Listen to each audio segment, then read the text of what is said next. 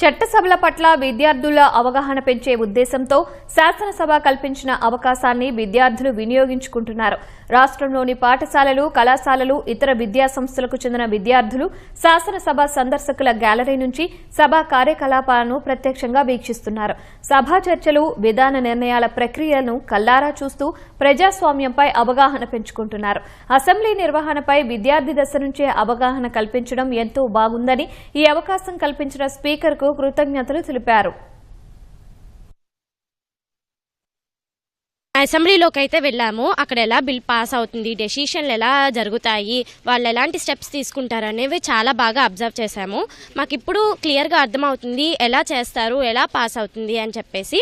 అలాగే మన finance minister గారిని కూడా కలిసాము. ఆయన మాతో బాగా మాట్లాడారు. బిల్ పాస్ చేస్తున్నారు, అసలు డెసిషన్ మేకింగ్ ఎలా చేయాలో తెలుస్తుంది సార్.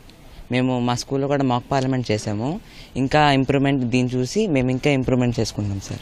టీవీలో చూస్తే ఓకే ఉంటుంది అని అనిపించింది, బట్ రియల్గా చూస్తే ఆ ఫీలింగ్ ఏంటి, ఓకే ఇలా ఉంటుంది, ఒరిజినల్గా చూసిన దానికి ఫీలింగ్స్ చాలా డిఫరెంట్గా ఉన్నాయి.